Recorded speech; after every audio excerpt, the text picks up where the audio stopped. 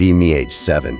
Mom left dad for an aging bassist in a garbage tire hair band. She ends up putting on heroin a few years later. Whatever, forget her. Only child, dad raises me the best he can. Have no other family except an uncle that my dad refuses to talk to, and one grandpa in a nursing home. Be 14, grandpa dies.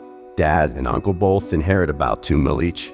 Grandpa had a textile company that he sold, if you are wondering how he got rich. So uncle around the time, because him and dad had to get all the crap in order with the grandpa situation. He's glad to see me. We talk and catch up a bit. Dad still hates his guts, but he never says why.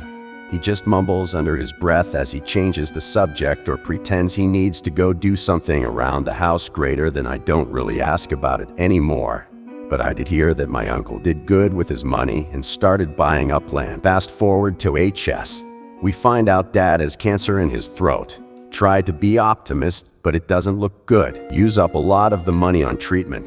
I postponed going to college to stay with him so he isn't alone. Ends up dying when I'm 21. I have a little under 10 grand in the house after all is said and done. Working terrible jobs here and there.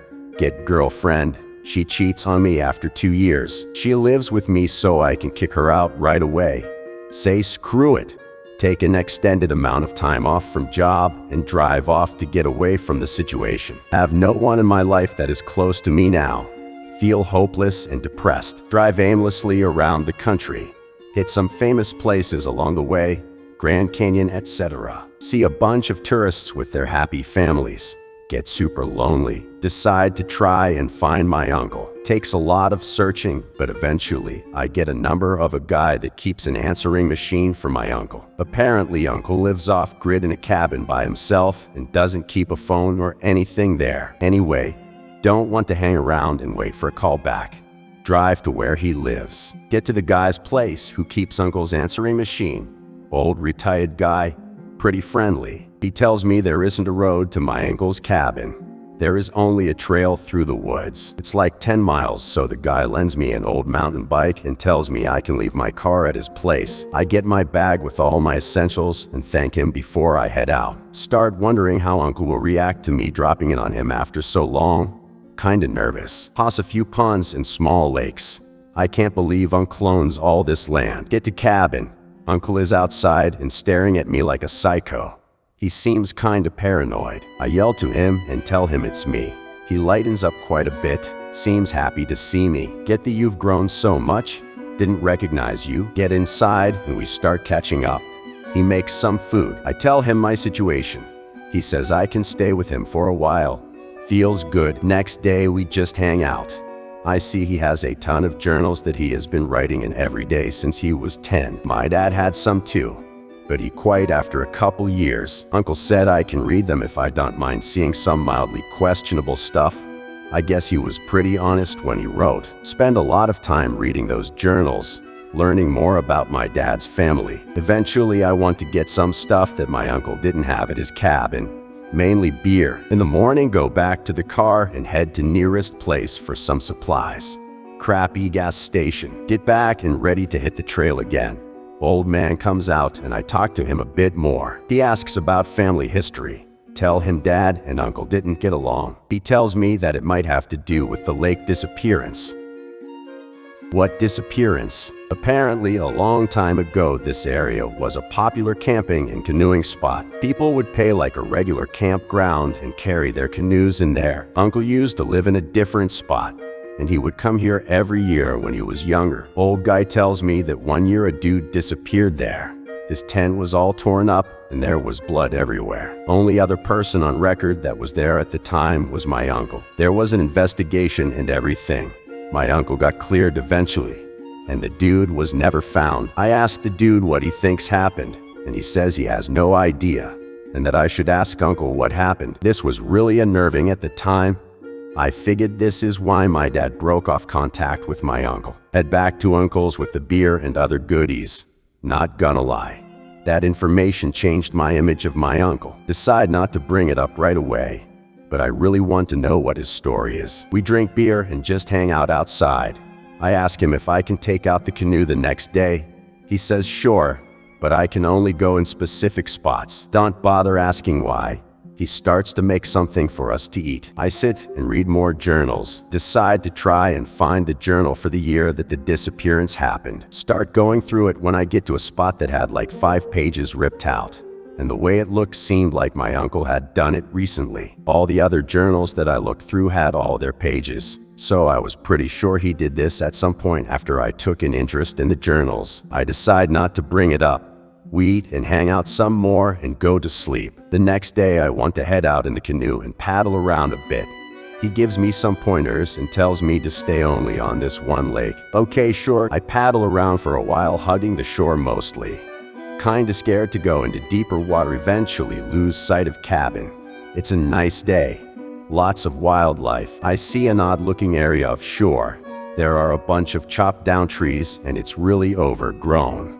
But it looked like something used to be there. I decide to check it out and find out that it's an old overgrown trail. Also, it looks like someone tried to cover it up with logs and debris to hide it. Too curious to leave it alone. Get out and walk through the thick vegetation. Follow what is left of the trail for about a quarter mile. Come out to a different lake. It is dead quiet. No wind, no animal sounds, no bugs. Get a super weird feeling like someone is watching me. Start walking out on the rocky shore. Realize it's way too quiet here.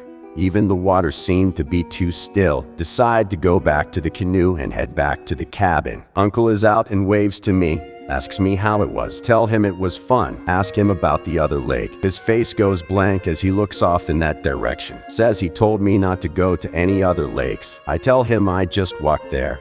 I didn't take the canoe over. He tells me to never go there again, or I would have to leave. He tells me he doesn't want me going in the canoe again. He seems pissed. Okay, whatever. He disappears for a while. I decide to get more beer. Get back to cabin and Uncle still isn't there. I decide to hold off on the beer and make something to eat. Uncle gets back and he is pretty quiet. Things are kinda tense. I just end up sitting around till bedtime. Next day, Uncle is in a better mood. Apologizes for being a prick. We start drinking beer.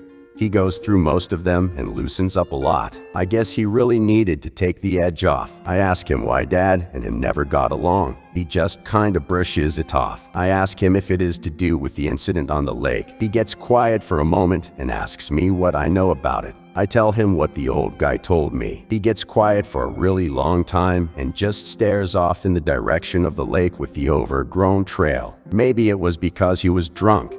Or maybe it was because he was tired of keeping it to himself.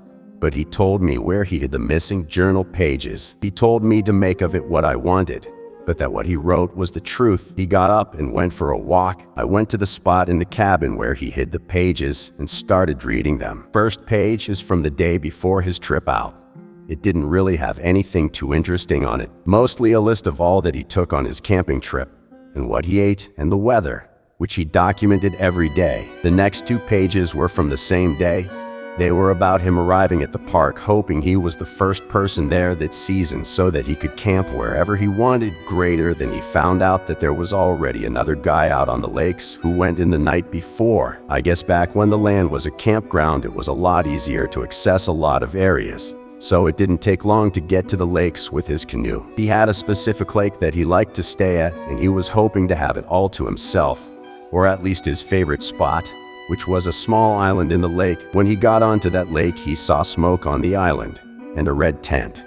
So he was disappointed that his spot was taken. Eventually, he settled onto a small peninsula that had some trees on it. The only other noteworthy thing from that day was that he never saw the guy walking around on the island. And eventually, the smoke stopped. The last thing on that page was that Uncle planned on moving to a different lake the next day because he wanted to be completely alone. The next day, he noticed that the guy hadn't lit a fire, and he still hadn't seen him walking around on the island, and his canoe was still there. There was a storm rolling in that day, and my uncle decided to stay at that spot for another night. He also wrote that during the night on his first day, he got up to take a piss. The moon wasn't quite full, but it gave off a lot of light. He saw what looked like a log standing straight up out in the middle of the lake. The last page had 2 days on it, one on the front, on the back. The weather was horrible the next day, windy and cloudy. He decided to try and head out anyway. but ended up flipping his canoe and had to get back to shore. He made a fire and dried out all his gear and clothes the best he could. He set up his tent again and was in for another night. He also wrote that he still had not seen any movement or a fire on the island, and that the night before he once again saw the upright log on the lake, but this time it had been closer, about half of the way between the first place he saw it and his campsite. He also noted that it was not visible during the day. From what I had read up to that point, I didn't understand what was so bad about this that he would try and hide it from me. That all changed when I read the last entry. The last night that he was there, the moonlight woke him up. He also had to take a piss. He got out of the tent in the cool night air to complete silence. The only sound was the faintest lapping of the water on the shore. As he was relieving himself, he noticed how calm and glassy the lake was. And then he saw it. The thing that he thought was a log stood at the very end of the peninsula. Now that it was on land, he could tell that it was alive. A pitch-black figure almost 7 feet tall, wearing what looked like wet robes. He crawled back into his tent, his heart racing, and pretended like it wasn't there. Then he heard the voice of a child in distress. "Can you help me? I'm lost," followed by a low giggling and random whispers around the tent. "Shh, don't wake him." Then more giggling. This went on for what seemed like an eternity. The sounds of footsteps all around the tent, giggling and shushing. Just before dawn, he heard what he presumed to be the figure wading back out into the water. As soon as it was light out, he was already packing his things and heading back the way he came in. But first he paddled up to the island to see if there was anyone there. All he saw were the remains of the first fire, the tent torn apart on one side, blood everywhere, and strange symbols drawn on a big boulder. He reported the missing man, but he never told anyone about what he saw that night. After I was done reading, I just sat there until my uncle got back from his walk. "It's still out there," he said as he looked towards the lake. He said that he bought up the area over the years and tries his best to keep people off of that lake. He says it's cursed. That didn't stop me from going back once more to see it, but that's a story for a different time.